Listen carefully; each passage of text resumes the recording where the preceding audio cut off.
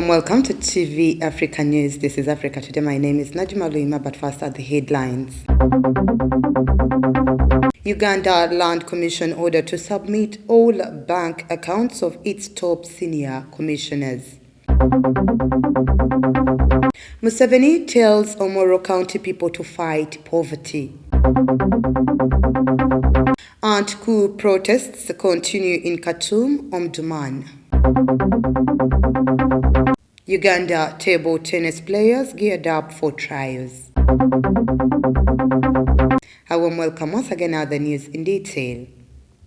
The Parliamentary Committee COSASE has directed the Uganda Lands Commission Secretary Andrew Nyumba to submit all bank accounts of top senior commissioners of the Commission. This has been issued by the chair of the committee, Joel Senyonyi, while interfacing with the Uganda Lands Commission in regard to the Auditor General's report of 2020-2021. We have more.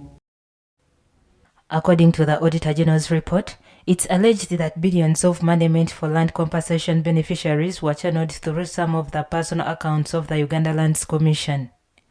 Senyonyi directed that all accounts of the commissioners be submitted to the committee by end of business today, and failure to do so will be contempt of Parliament. Meanwhile, the former Lands Minister, now IG Betty Olive Kamya, is also appearing before the same committee to answer to the accusations that she illegally requested for the 10.6 billion supplementary budget known through the mandate Uganda Lands Commission. In the Auditor General's report and from the witnesses who have so far appeared before the committee, Kamya has been accused of requesting for the supplementary without the Uganda Lands Commission acknowledgement. However, Kamya denied to have requested for the supplementary, but stated that she only wrote to the Minister of Finance, notifying and reminding them of paying the long-standing land compensation that had accumulated interests. President Museveni has asked the people of Omoro District to direct their energies on fighting household poverty instead of demanding for better roads. He was reacting to demands tabled by Omoro Chairman Douglas Peter Okello regarding the tarmacking of Guru Moruto Road.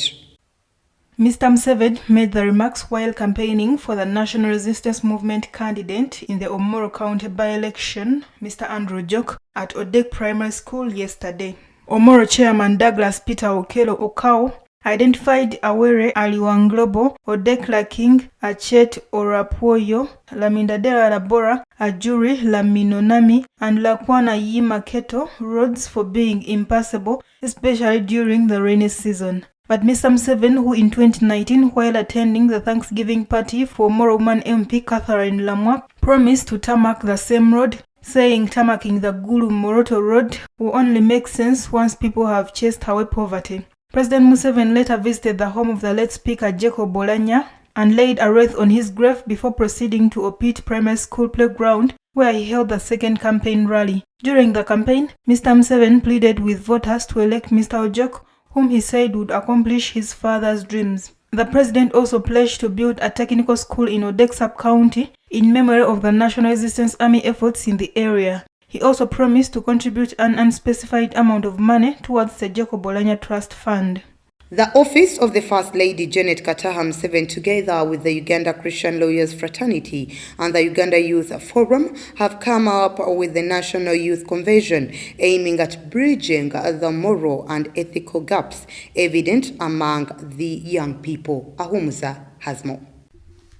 According to Johnny Osapiri, the chairperson Uganda Youth Forum, the inadequate involvement of parents in the upbringing of children has resulted into a number of immorality cases among the youth in Uganda. This, he says, concerns everybody in the society, thus calling upon the parents to be part in training their children such that they grow up as responsible men and women. Issues of morals concern everybody in society. Today, we have marriages breaking up. We have people taking on additional wives, even when their faith does not allow them to do that. Yeah, and we think it's time for us to talk about these values. It's time for us to emphasize the issue of morals. We are seeing young people growing and totally having no respect for their parents. And we think that it is important for us to deal with these issues. So we request for both the young people, we request the participation of the youth, but we also request the participation of the parents, because they are responsible for grooming children in the fear of God. Nansubuga Christine Matovu, a board member of Uganda Youth Forum, said that Uganda has one of the youngest population in the world, with 77% of its population being under 30 years of age. However, the moral compass among the youth is sharply deteriorating, thus leading to a society out of sync with morality and values. Whereas Uganda boasts of such a productive population, the same has come with moral challenges. The moral compass among the youth is sharply deteriorating with the advent of the forces of capitalist globalization, which are underpinned by excessive materialism. Consequently, we increasingly see a society that is out of sync with morality and values rooted in our traditional moral and ethical values based. This global shift, coupled with the negative influences of contemporary and modern social media, has excessively had an impact on the youth. Together with peer pressure and poor family involvement, among others, are responsible for the rampant corruption and morality among many young people in our society today.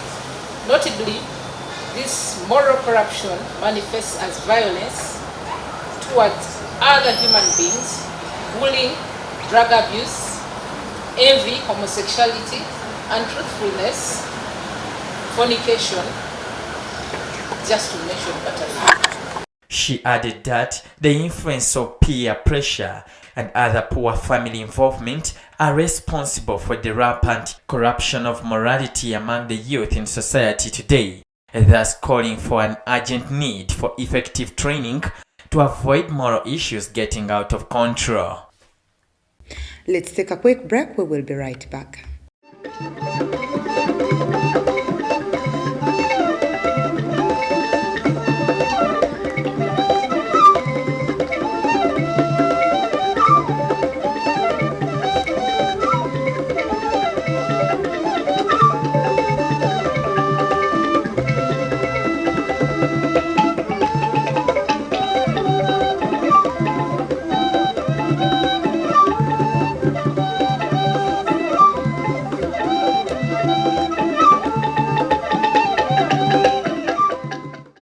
Welcome back. You're still watching TV Africa News, The Right to Know.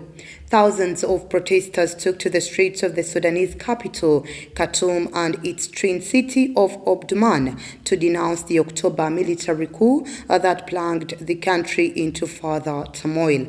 The latest demonstration is another in a long string of protests following the coup, which derailed the country's transition to democratic rule. Riot police fired tear gas at protesters in Omdurman, while confrontations took place between the security forces and protesters in some neighborhoods. Protesters carried flags, banged instruments, and chanted slogans while marching on the city's streets. On Saturday, a 20-year-old protester was allegedly killed by a cartridge weapon the security forces used against the protesters near the house of the former Prime Minister Ismail Al-Azari in Omdurman. The Central Committee of Sudanese doctors say that Mohammed Khalis died of a shot after indicating that the pellets of the shotgun sprayed in his chest. The security forces also besieged the protesters to prevent them from reaching the hospital, the CCS distressed. Sudan has been politically paralyzed since the coup, with near-daily street protests. Authorities have launched a major crackdown on protesters. In the past, both live ammunition and tear gas have been used on crowds, and the country's internet and mobile signal has been knocked offline, all in efforts to keep people from gathering. Shortly after Hassan Sheikh Mohamud was inaugurated as president of Somalia on Monday, the UN envoy for the country hailed the peaceful transfer of power. We have more on this report. Outgoing President Mohamed Abdullahi Mohamed Farmajo graciously conceded and congratulated and extended support to his successor, according to James Swan, the special representative of the Secretary General and head of the UN Assistant Mission in Somalia, told the UN Secretary Council.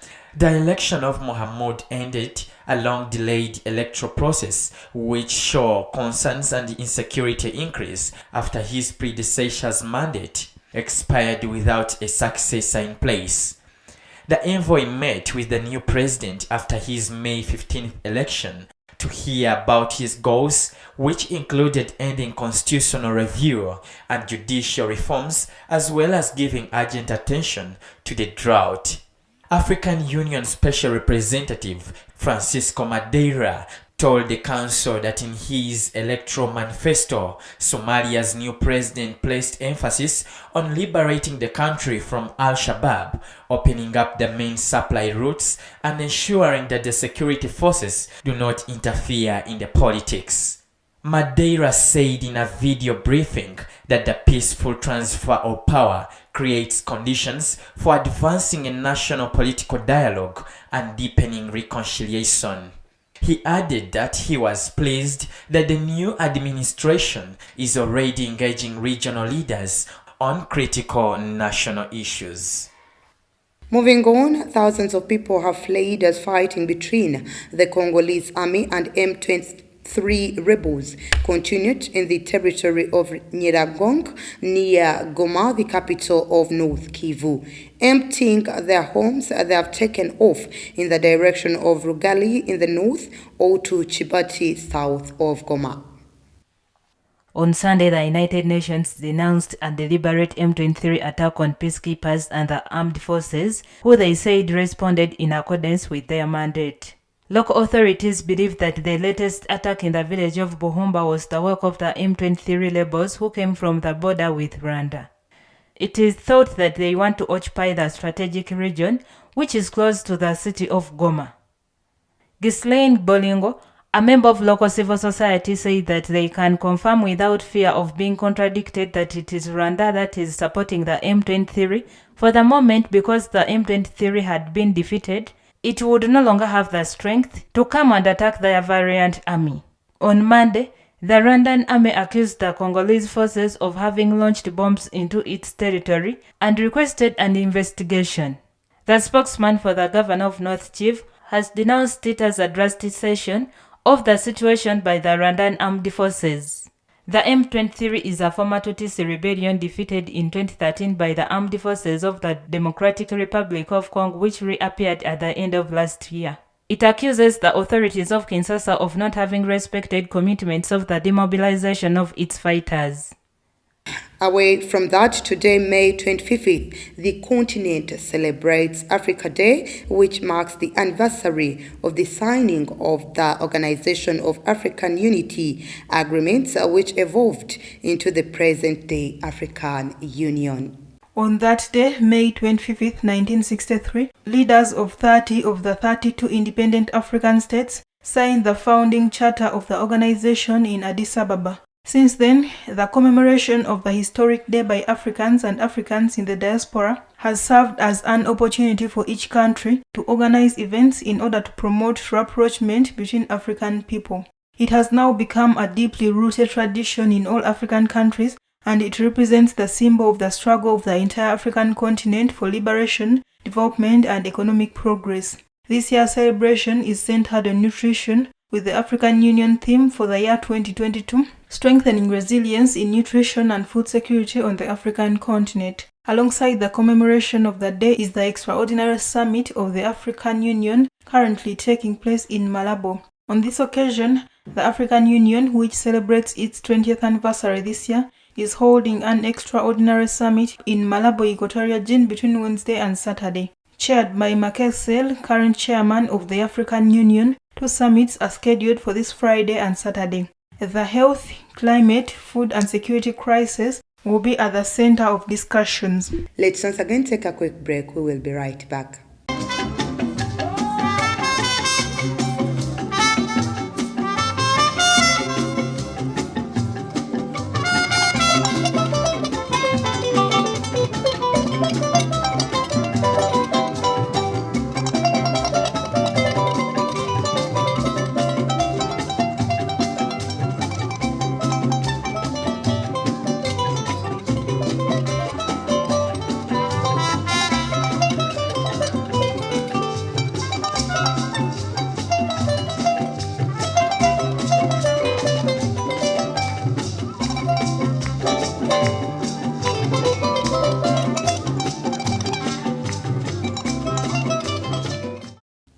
Welcome back. You're still watching TV Africa News, the right to know. In our business news today, South Africa's neutral stance on Russia's war in Ukraine will be a major topic of conversation during a meeting between German Chancellor Olaf Scholz and South African President Cyril Ramaphosa. Speaking to media in Pretoria ahead of their private meeting on Tuesday, the two leaders said they would also consider developments on the African continent.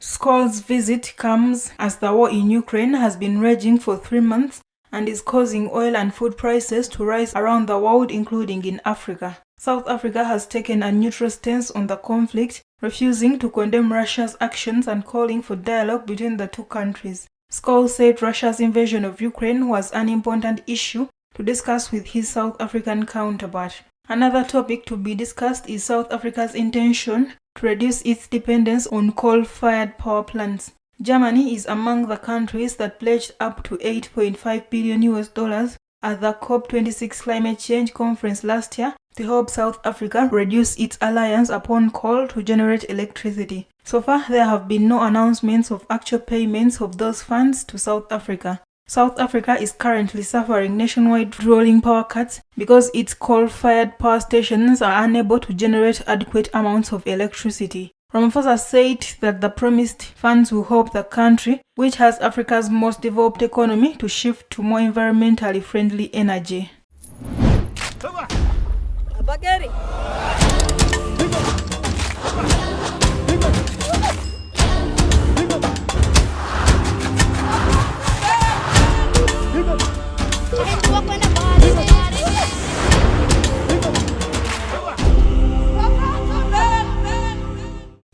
In our health news today, World Health Organization Director General Tedros Adhanom Ghebreyesus was reappointed to a second 5-year term on Tuesday by the UN Health Agency's member countries. No other candidate challenged Tedros for the post amid the ongoing difficulties of responding to the devastating coronavirus pandemic. Tedros, a former government minister from Ethiopia, has directed World Health Organization through its management of the global response to COVID-19 and withstood occasionally withering criticism over its multiple missteps. He is the first African to lead the agency and the only Director General not qualified as a medical doctor. He is also the first World Health Organization leader known to be supported by their home country. Ethiopia has previously accused Tedros of misconduct after his sharp criticism of the war and humanitarian crisis there and raised concerns about his leadership on Tuesday. Tedros has frequently railed against rich countries for holding the world's limited supply of vaccines and insisted that pharmaceuticals aren't doing enough to make their medicines available to the poor. Amid the near-universal focus on Ukraine after the Russian invasion, Tedros slammed the global community for not doing enough to solve crises elsewhere, including Yemen, Syria, and Afghanistan, arguing that it was possibly because those suffering weren't white. In January, the Associated Press reported that staffers in World Health Organization's Western Pacific office filed an internal complaint accusing Regional Director Dr. Takeshi Kasai of abusive, racist, and other misconduct, undermining efforts to stem the spread of COVID-19.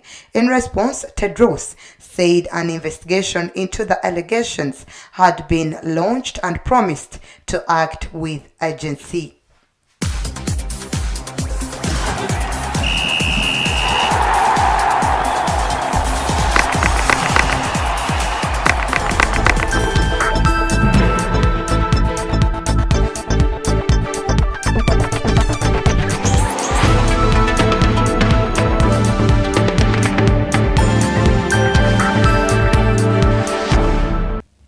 And in sports, the two final phases of the trials for Uganda's table tennis players ahead of the 2022 Commonwealth Games in Birmingham, United Kingdom, will take place this week. There are 10 female players set for the trials, and these include seed 1 Rita Nakumisa. Ahumuza has more. 3 players are players fresh from the 2022 ISF Games in France, including Flavia Amanillo, Halima Astolo, and Shanita Namala. Others are Amina Nampera, Pavin Nangonsi, Florence Serra, Jemima Nakawala, Irene Nekesa, and Regina Nachibule. First, the players will be subjected to physical fitness and adherence assessment before the action proper on the table and the indoor arena in Lugogo. The assessment of the physical fitness and adherence to the Uganda Table Tennis Association Minimum Basics Roadmap will take place at the Melozi Indian Association Restaurant, now called Baguma's Restaurant, on Friday 27th May 2022 from 3 p.m. to 6 p.m. Only the players who will pass the stage 1 will be admitted to stage 2. The second stage will entail the Rio qualifiers on the tables at the MTN Indoor Arena in Lugogo, Kampala on Sunday 29th May 2022 from 9 a.m. to 1 p.m. where a live television broadcasting is also expected. All the games will be based on the best of 5. That was the news. Thank you for always keeping it TV Africa. Please do stay tuned. More programming coming your way.